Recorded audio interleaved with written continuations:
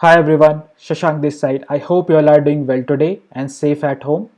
As you can see on my screen, I'm going to continue with my Systems Manager video series, and today we will be going to take a look at Systems Manager Automations Service. So with the help of Automation Service, we'll be going to create a workflow. In background, again the concept of document will come into picture, where we will take help of document to create our logic in form of JSON or YAML language. With my previous video, I showed you how to use run command and what is the background mechanism that run command association works, that is document.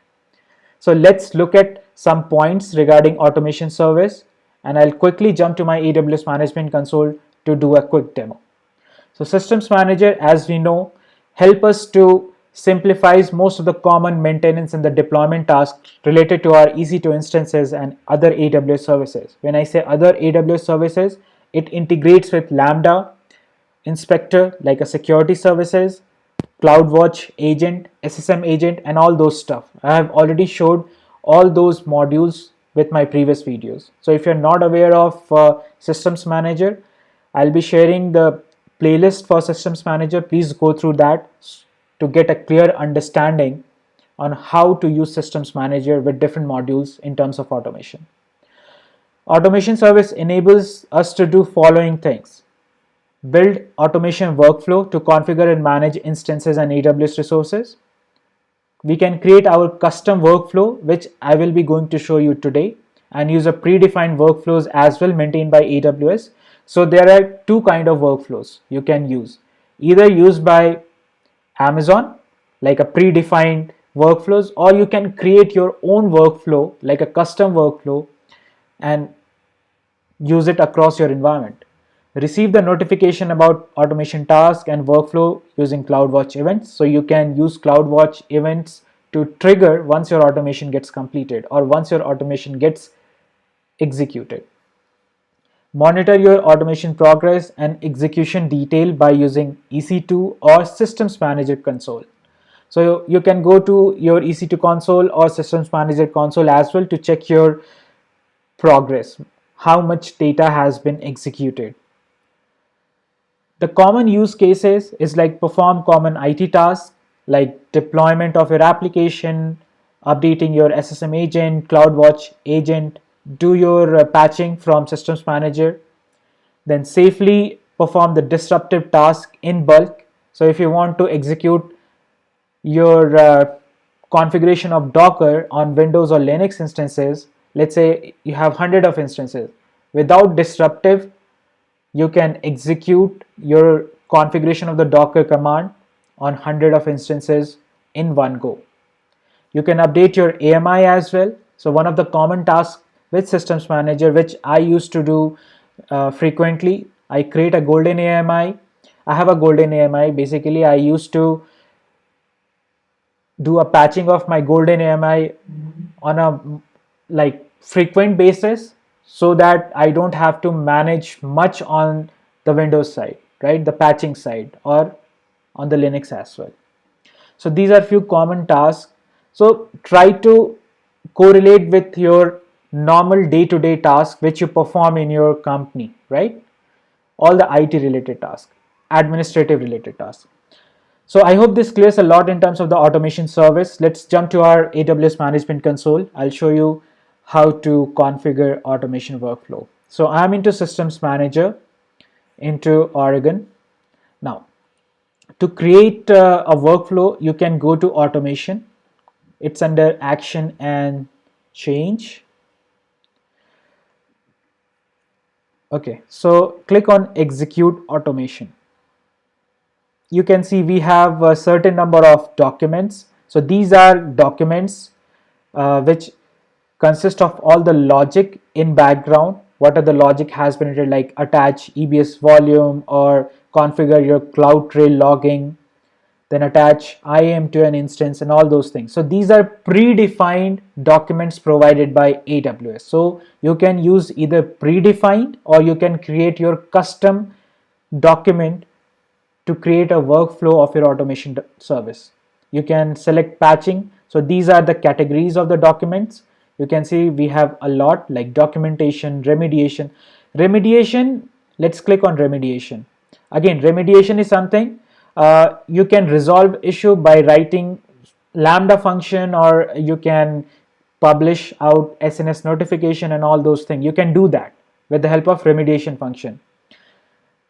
Okay, this works well when you use AWS config service to do a vulnerability assessment across your AWS resources like compliant and non-compliant, and those are non-compliant resources.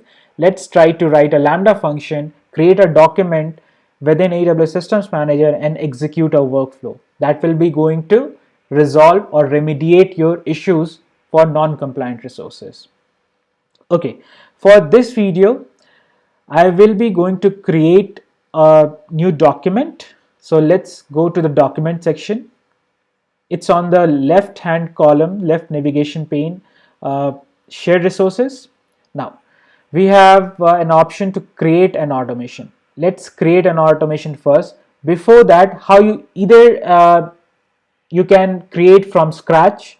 What I prefer to do, because I'm not from the coding background, I do a lot of scripting, so I know how the functions flows. So for the easier way, let's try to grab any of our document, like create image. This will be going to create our AMI image from EC2 instance. Click on this, go to the content section.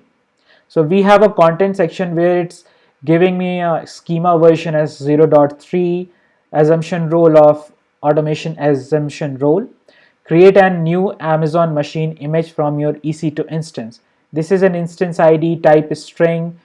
This is the description, no reboot option. So there are like two options to create an AMI. One, you can go for the reboot, which is the preferred way of creating an AMI. Other option, if you don't want a reboot, you can create AMI right away with no reboot option. Main steps are like create image. This is the instance ID. Now, this is a predefined JSON language or script that AWS uses. Let's copy this. I prefer to use YAML. So for that, let's convert to JSON.YAML. Let's copy and paste it. For me, doing YAML is always better. I do understand YAML language better than JSON. That's how I work. Now go to the document section again. Create automation. Give the name of your automation like custom AMI creation. Click on editor. Click edit. Click OK. Now let's copy our YAML script. So if you want to have a dedicated machine to create an AMI, now how you can edit this? Just grab the content.